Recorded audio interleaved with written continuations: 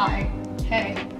What's up? So yes, welcome to the doorway of my apartment. This is where I will stumble in every night or just, casually walk in. It depends on what day. A child too, because no sunlight comes through this window. It just always looks like it's 10 p.m. So I have to have something to help me wake up in the morning. On to the other side. 서양과 한국의 의식주를 비교했을 때 산의 모습이 다 거기서 거기지라고 하다가도 전혀 정반대의 모습이어서 깜짝 놀라는 부분이 바로 산의 모습, 주입니다. 실제로 외국인들이 한국에 방문했을 때 가장 처음 그리고 가장 많이 놀라는 부분이 바로 아파트라고 하는데요. 국토 전역에 끊임없이 펼쳐지는 대단지 아파트 숲은 외국인들 시선에 놀라운 모습일 것 같긴 합니다. 특히 비슷한 형태의 아파트가 효율적으로 착착 모여있는 모습은 장관이라고 말할 정도라고 하는데요.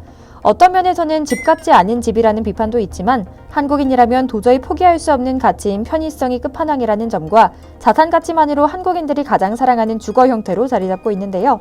오로지 한국식 아파트 생활을 체험한다는 목적 하나만으로 한국 한 달 살기를 하는 일이 젊은 서양 여성들 사이에서 유행처럼 퍼지고 있을 정도라고 하죠.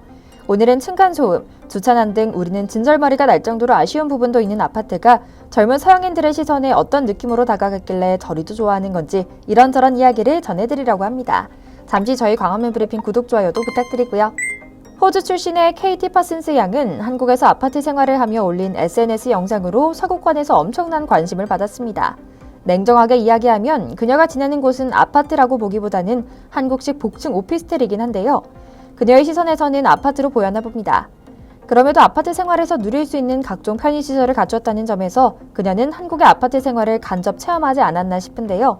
어쨌든 그녀의 생생한 경험이 담긴 한국 아파트 생활기는 한국살이를 꿈꾸는 젊은 여성들 사이에서 폭발적인 호응을 얻을 수밖에 없었던 것 같죠. KT가 잔뜩 애교를 부리며 말한 한국 아파트의 가장 멋진 장점은 놀랍게도 조명과 수납이었습니다. 효율적인 공간 활용과 밝은 조명은 생활 편의를 높이는 가장 큰 요소라고도 덧붙였는데요. 그 중에서도 전 세계의 네티즌들이 가장 호응한 감상은 바로 젊은 여성 혼자 지내도 너무 안전하고 편안한 환경이라는 점이었습니다. 그녀는 복도와 엘리베이터, 단지 내 어느 곳에 가더라도 최첨단 시스템이 깔려 있어 쾌적하고 안전하다. 쓰레기를 버리러 어둡고 위험한 곳을 가지 않아도 되고 쓰레기는 정해진 규칙만 한번 습득하면 깔끔하고 손쉽게 처리할 수 있다. 한국인의 삶의 지혜가 이 철근 콘크리트 구조물에 녹아있다. 경이롭다라고 말했죠. 사실 외국, 특히 서양 국가에서 아파트는 개토라고 불릴 정도로 지저분하고 위험한 저소득층 거주 공간이라는 인식이 강하다고 합니다. 한국에서는 분양형 아파트가 중산층의 일반적인 주택으로 여겨지는데요. 서유럽과 미국 비도시권에서는 180도 다른 정반대의 개념이라고 합니다. 특히 서유럽에서 한국처럼 청량값식 아파트는 대부분 가난한 서민과 이민자들을 위한 영구임대 아파트라고 하는데요.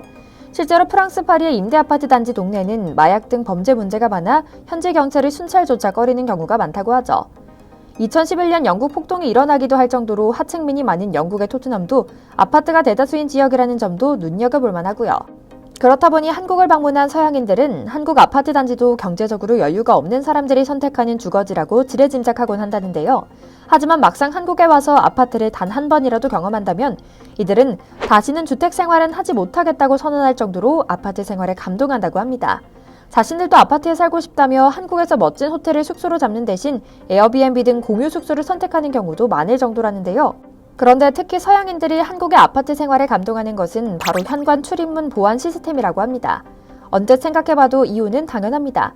편하고 빠르면서도 너무나 안전해 마음이 편안한 생활 환경을 만들어주는 시스템이기 때문입니다.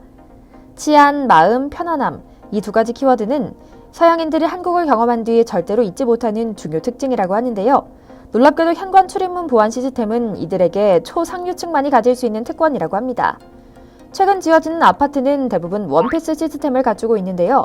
원패스 시스템은 스마트폰의 블루투스 기능으로 공동 출입문 가까이만 다가가도 자동으로 열고 닫히는 스마트 시스템을 말합니다. 마치 도어맨 엘리베이터 거리 입구에서 기다리고 있다가 문을 열고 닫으며 인사하는 시스템처럼 말이죠.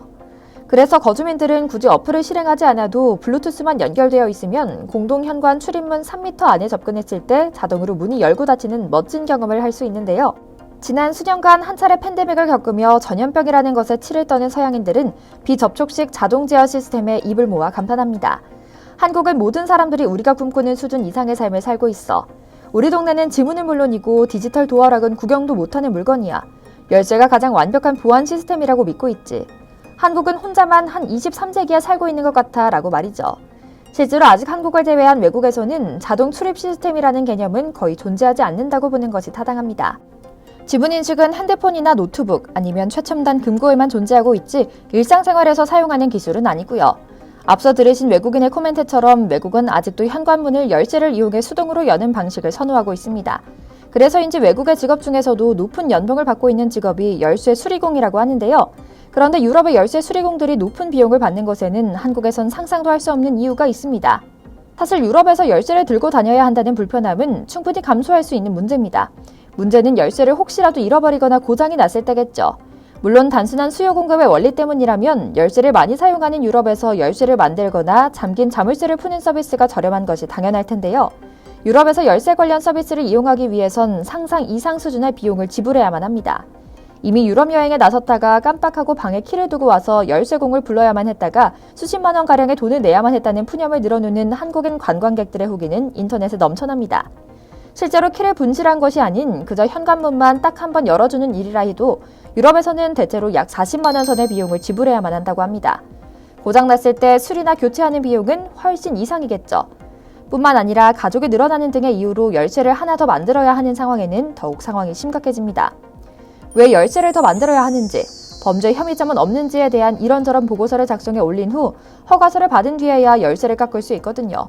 당연히 비용도 비싸고 시간도 오래 걸리죠. 물론 서양인들은 이런 사회에 살고 있는 동안은 불편한지 어쩐지 몰랐을 겁니다. 그러나 딱 한 번 한국을 경험한다면 세상을 바라보는 시선 자체가 바뀌고 마는 건데요. 열쇠라는 것을 보기도 어렵고 외국 관광지에 흔하디 흔한 열쇠고리는 사줘도 쓸 데가 없을 정도의 생활. 스마트폰 하나만 있으면 알아서 자동으로 열리는 현관문 시스템은 서양인들에게 아직 다가오지 않은 미래 시대 같았을 겁니다. 집안 거실에서 화면 하나로 모든 걸 해결할 수 있는 모니터도 이제 한국에서는 흔하게 볼 수 있습니다. 이런 생활 수준을 보고 외국인들은 한국의 아파트 단지는 하나의 작은 도시처럼 느껴진다고 말하는데요. 당연하게 생각하고 살았던 아파트 사리를 살펴보면 정말 그렇긴 합니다. 초품화, 즉 초등학교를 품은 단지라는 말이 프리미엄 단지라는 상징으로 불릴 정도로 아파트 단지 내부에 위치한 유치원과 학교는 한국 아파트의 상징과도 같고요. 수준급의 스포츠센터와 다양한 상가시설, 도서관에 심지어 조식을 주는 커뮤니티 시설까지 있는 곳도 있기 때문에 사실상 거주민들은 단지를 벗어나지 않아도 모든 것이 해결 가능한 상황이죠. 서양인들 시선의 이런 모습은 귀족들의 영지 생활과 별반 다르지 않다고 보아도 과언이 아니었을 테고요. 이렇듯 한국처럼 완벽한 인프라를 가지지 않고서는 보여줄 수 없는 모습에 외국인들은 부러워하고 있었는데요. 한국의 아파트 문화가 전 세계 사람들에게 인정을 받는다는 사실이 너무나 뿌듯하면서도 또 겸연쩍습니다. 그런데 놀랍게도 한국의 아파트 문화는 서양의 건축학을 연구하는 학자들 사이에선 집중 연구 대상이라고 합니다. 부정적 의미의 연구 대상이 아니라 인류의 삶의 수준을 전반적으로 높여주는 삶의 환경으로서 말입니다. 물론 도시미관 문제, 녹지 부족, 일조권 등 여러 문제점이 존재하는 것도 사실입니다. 그러나 한국은 계속해서 더 나은 방향으로 진화하고 발전해가는 일에 유난히 강한 모습을 자랑하죠. 실제로 더 다양한 형태의 아파트 디자인이 등장하고 지하주차장의 지하화로 녹지를 확대하고 일조권을 확보하기 위한 동간 배치 등 다양한 시도가 이루어지고 있죠. 잘 살고 잘 먹는 일에 누구보다 진심인 우리의 아파트 문화가 다음 시대에선 또 어떤 멋진 모습으로 발전할지, 외국에서 우리의 사는 모습까지 수입해가며 한국식 삶의 모습이 미래 세대의 삶의 스탠다드로 자리 잡는 날을 상상해보며 오늘 영상 마치겠습니다. 저희 광화문 브리핑 구독, 좋아요도 부탁드리고요. 시청해주셔서 감사합니다.